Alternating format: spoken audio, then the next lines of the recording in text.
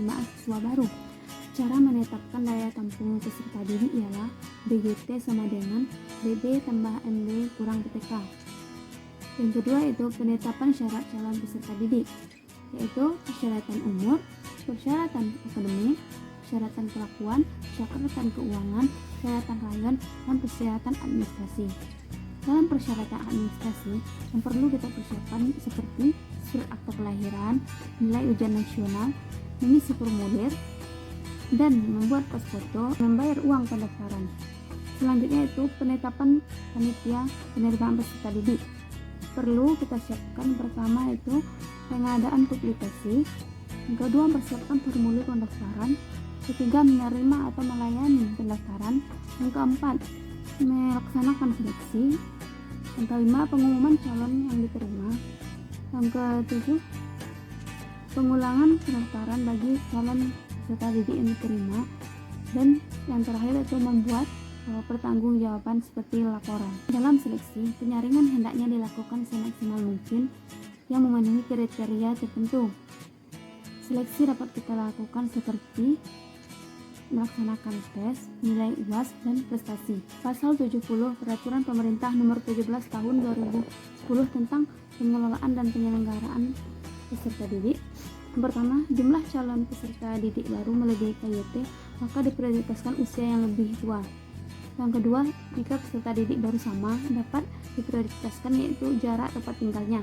Dan yang ketiga, jika jarak tempat tinggal sama dan usia juga sama, maka diprioritaskan siapa yang dulu lebih mendaftar. Yang kedua yaitu orientasi peserta didik.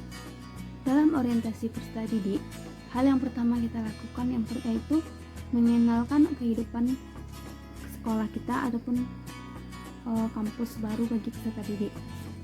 Yang kedua itu melandaskan karakter dan sifat yang tepat dalam suasana sekolah yang baru. Yang ketiga itu mengenalkan fasilitas sekolah. Yang keempat itu mengenalkan aktivitas akademik, dan yang terakhir yaitu mengenalkan program sekolah kita. Selanjutnya itu melakukan bimbingan dan konseling.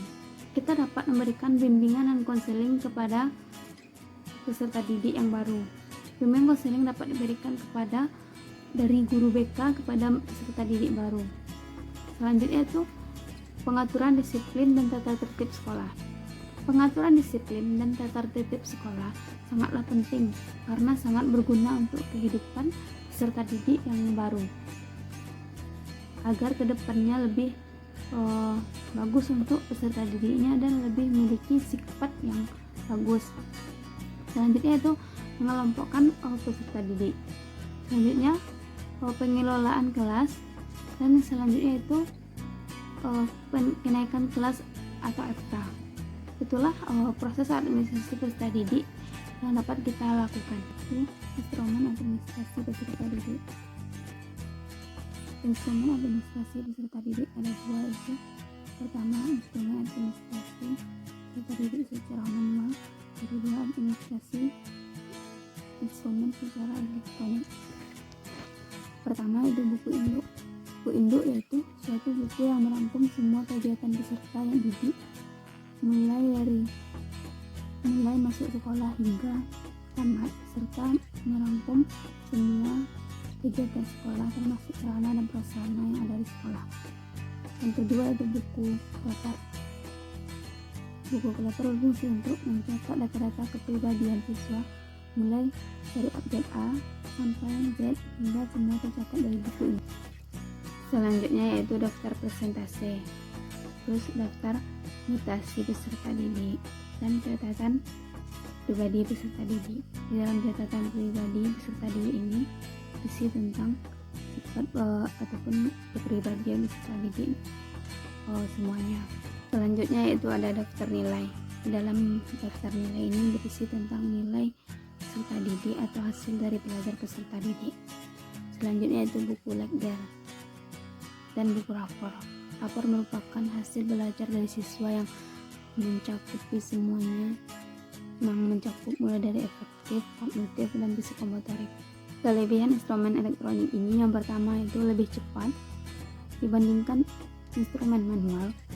Instrumen elektronik ini lebih cepat karena menggunakan suatu alat elektronik. Yang kedua itu lebih teliti, maksudnya itu lebih akurat dibandingkan elektronik manual. Lalu kapasitas lebih besar, kemampuan mengulang, mudah mengupload, serta memperoleh mudah untuk mengirim dan menerima secara mudah. Selanjutnya masuk kita ke materi peran guru dalam administrasi peserta didik. Yang pertama itu mengelompokkan peserta didik dan tata cara menentukan kedudukan peserta didik dalam kelompok. Mengelompokkan peserta didik merupakan peran guru di dalam administrasi peserta didik. Yang kedua itu pengelolaan kelas. Dalam pengelolaan kelas, guru sangat berperan dalam administrasi peserta didik. Yang ketiga itu kenaikan kelas dan akta. Di dalam kenaikan kelas, guru sangat berperan penting, mulai dari mengisi rapor hingga menentukan siapa yang akan naik ataupun tinggal kelas. Semua itu berhak guru yang menentukan, dan itu tergantung dari siswa itu sendiri. Sekian presentasi dari saya. Apabila ada salah, saya mohon maaf. Wassalamualaikum warahmatullahi wabarakatuh.